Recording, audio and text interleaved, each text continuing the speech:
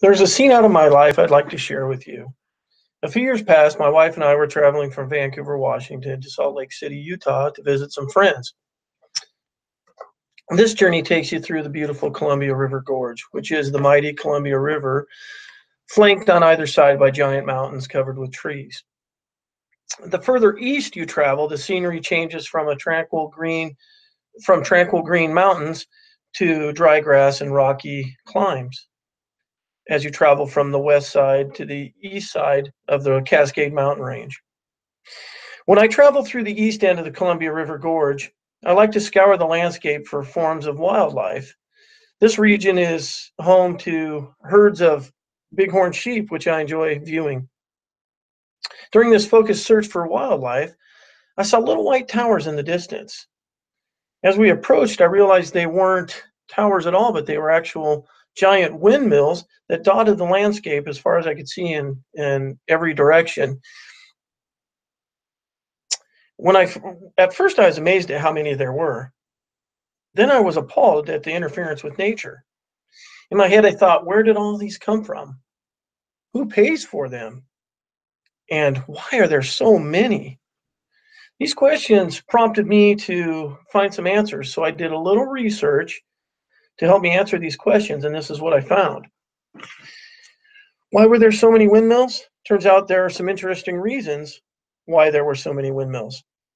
There's been a big push by the pop culture of today to move from traditional forms of energy to invest in so-called green energy.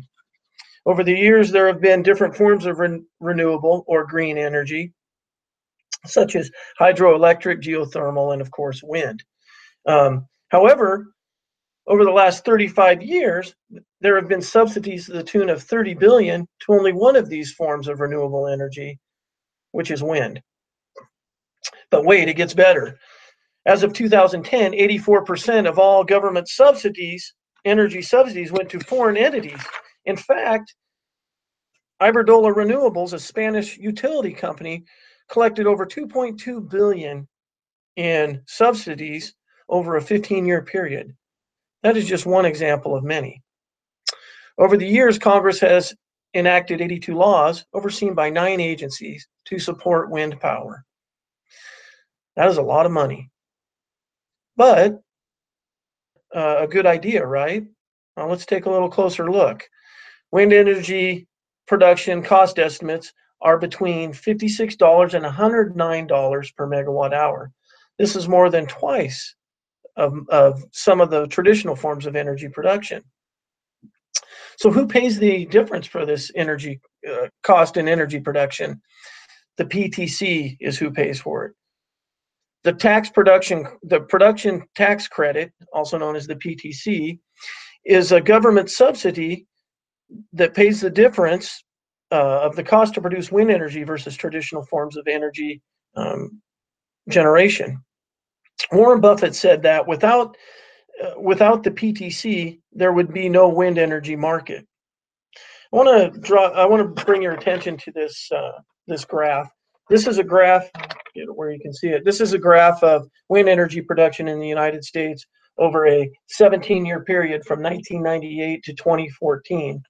We'll start over here in 1998. You can see there was little to no wind energy production. And then when funding for the PTC kicked in 1999, we saw a spike in energy production. And then again in 2000, that we saw that funding expire and wind energy production dropped to almost nil. And then again, we see that funding kick back in 2001, and we see energy production spike again. And we can see that continue through the whole period of this graph. The conclusion we can draw by this graph is that wind energy is not sustainable in the market without government subsidies. Some may say the investment is worth it. We're helping to save the environment. But here is where the monster rears its ugly head. The truth is that with all these subsidies, the market is flooded with cheap energy. We're not conserving energy. We're using more than ever now. This is good for the consumer in the short term, but there are unintended consequences. The the cheap subsidized energy is hurting traditional power plants. They do not have the funds to invest in new equipment and new efficiencies because of the low artificial market price caused by the subsidies to the electricity market. That's okay, right? Because we're trying to displace these power plants with new wind energy sources, right? Wrong. The truth of the matter is that regardless of how many windmills we build, how many square miles of land are covered with windmills, we still need traditional power plants online to provide power in the event of little or no wind. It seems that we have spent a lot of money on an unreliable energy source. We have built many windmills, but have not closed any power plants. The same people who complain about seeing oil platforms off the Gulf Coast are happy to cover my beautiful vistas with windmills. The difficult part for me to swallow is that with all the money spent on wind energy, the only change to carbon production is the increase in carbon production in the manufacturing process of the windmills.